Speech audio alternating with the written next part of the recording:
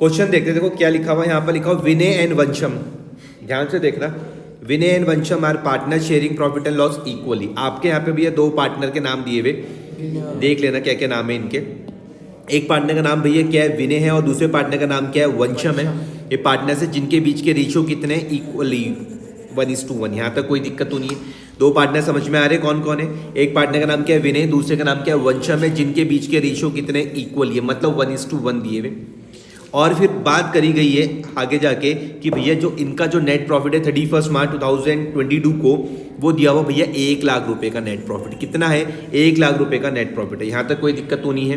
Partner के नाम क्या है भैया, विनय और वंशम, उनके बीच के प्रॉफिट एंड लॉस के रेशियो 1:1। दो पार्टनर है तो मैं उसको 1:1 वो बोल सकता हूँ। नेट प्रॉफिट है जो 31 मार्च, जो नेट प्रॉफिट है 31 मार्च 2022 का वो है 1 लाख रुपए। अब यहाँ पे लिखा हुआ Vinay is to get a commission of 5% of net profit before charging any commission. ध्यान से इस चीज को समझो, बहुत इंपॉर्टेंट क्वेश्चन है। बोला हुआ कि भैया विनय को क्या मिलेगा, कमीशन मिलेगा।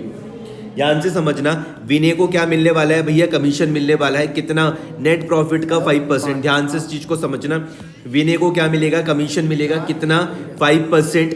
किसका भैया, नेट प्रॉफिट का, बिफोर चार्जिंग एनी कमीशन। ध्यान से इस चीज को समझो। वो कह रहे हैं कि जितना भी प्रॉफिट होगा ना भाई, जितना भी क्या होगा, नेट प्रॉफिट होगा। ध्यान से समझना, जितना भी नेट प्रॉफिट होगा उसका 5% कमीशन किसको दिया जाएगा, विनय को दिया जाएगा। बिफोर चार्जिंग एनी कमीशन का मतलब है कि कोई भी और कमीशन को चार्ज मत करना। समझ में आ गया बात। आगे लिख है ना, सबसे पहले कि भैया विनय को आप कमीशन दे देना नेट प्रॉफिट का 5%। आगे लिखा हुआ जो वंशम है is to get a commission of 10%। दूसरी ओर बोला हुआ कि भैया जो वंशम है, वंशम को भैया कमीशन मिलेगी कितनी, 10%। वंशम को कमीशन मिलेगी 10% किसकी भैया, नेट प्रॉफिट की, आफ्टर चार्जिंग ऑल कमीशन। रटना मत, दोनों में अंतर समझ लेना।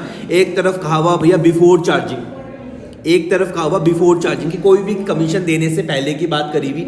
दूसरे वाली में बात करी हुई कि भैया आप कमीशन दे देना, उसके बाद जो नेट प्रॉफिट बचेगा उसका 10% दे देना। समझ में आया, कोई दिक्कत तो नहीं है। Calculate commission payable to Vinay and Vansham, तो किस तरीके से करा हुआ, विनय की कमीशन निकाली, नेट प्रॉफिट बिफोर कमीशन।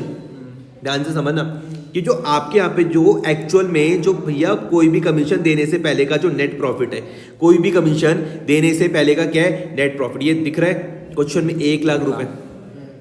समझ में आया, यही तो है बिफोर वाले केस में, यही है। उसमें रेट ऑफ कमीशन को आप ऐड कर दोगे। तो आपने कहा कितना भैया, 1 लाख रुपए का तुम्हारे यहाँ पे नेट प्रॉफिट आया, 5% तुम्हारे पास क्या था, ये तुम्हारे पास क्या था, रेट था, रेट अपॉन 100 तुमने सॉल्व कर दिया, क्या आ गया 5000। कोई दिक्कत तो नहीं। बिफोर वाले केस में कोई दिक्कत वाली बात है ही नहीं। समझ में आ रहा, बिफोर वाला केस बिल्कुल ही सिंपल है। दूसरा वाला केस जो आफ्टर वाला है उसमें हम क्या करते हैं, उसका फॉर्मूला हम थोड़ा सा चेंज कर देते। ध्यान से मेरी बात समझना, किसका निकालना था, दोनों का। तो विनय का निकाल दिया तुमने, ये किसका है, ये विनय का है, ये विनय जो अभी निकाला है विनय का, और वंशम का 5000 हम इसको खुद ही सॉल्व कर लेते हैं यार, रुक जाओ। 5000 विनय का है, अब ये माइनस किया ना इसमें से। अच्छा, यहाँ तक बात समझ में आ गई तुमको 5000 तक। अब दूसरी और है कि हमें आफ्टर वाला निकालना है, किसका, विनय का, वंशम का, वंशम का। वंशम क्या है, ये वंशम निकालना क्या है, इसका कमीशन निकालनी है, इसकी 10% है नेट प्रॉफिट वंशम। और ये वाला जो केस था ये आफ्टर वाला था, याद आ रहा। अब फॉर्मूले को देखना है, इसका फॉर्मूला किस तरीके से, ठीक है। सबसे पहले मैं लिखूंगा नेट प्रॉफिट फिर after commission multiply by rate upon 100। समझ में आया, प्लस रेट। समझ में आ गया फॉर्मूले को, ध्यान से देखना। Net profit multiply by rate upon 100 plus rate. मैंने कहा, और यहाँ पे क्वेश्चन में क्या दिया हुआ था कि नेट प्रॉफिट को भी ले रहा है, net profit before charging any commission. Vansham के केस में दिया हुआ था कि net profit is to get a commission of 10% of net profit after charging all commission. समझ में आई बात, इसको यहाँ पे ध्यान से तुम यहाँ पर देखने वाले हो। तुमने कहा कि भैया हमारे यहाँ पे 1 लाख रुपए का क्या था, नेट प्रॉफिट था, उसमें से हमने भैया 5000 रुपए का तो भैया एक को दे दिया, और मल्टीप्लाई जो रेट था वो क्या था, 10 रुपए अपॉन 110। कितना आ जाएगा भैया, 95,000 मल्टीप्लाई बाय 10 अपॉन 110। इसको तुम यहाँ पे सॉल्व कर लोगे, 8636। कितना आ जाएगा, 8636। कैलकुलेटर निकाल दोगे 95,000 को मल्टीप्लाई कर दोगे 10 भाग दे दोगे 110 से तो 8636 समझ में आया बात या नहीं आ रही? आगे कोई दिक्कत तो नहीं है? क्वेश्चन पढ़ के किसी भी तरीके की कोई भी वो नहीं आएगी। इसका फॉर्मूला ये समझ में आ गया? हाँ जी भैया। ब्रैकेट में लिख भी लेना है यहाँ पे आफ्टर कमीशन। कोई दिक्कत तो नहीं है पहले वाले को, फोर्थ वाले को समझने में? फिफ्थ वाले में देखते हैं, एक और क्वेश्चन है। यहाँ पे तुमको बोल रहे calculate interest on drawing 10% per annum on partners drawing. हमने आज की क्लास की स्टार्टिंग भी इसी से करी थी ना, इंटरेस्ट ऑन ड्राइंग से, प्रोडक्ट से। अब यहाँ पर ये तुम शॉर्टकट से निकाल लोगे।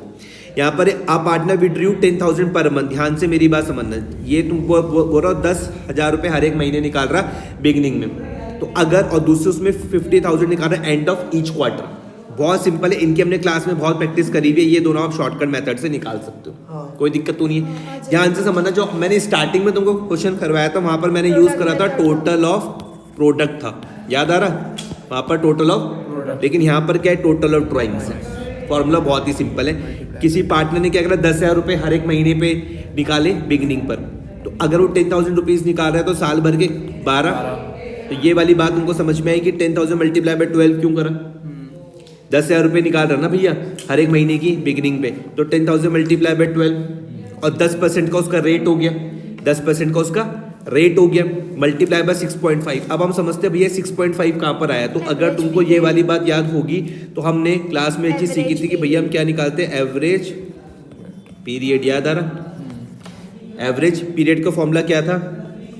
Time left after first drawing time left after first drawing plus time plus left after last drawing time left after last drawings upon 2।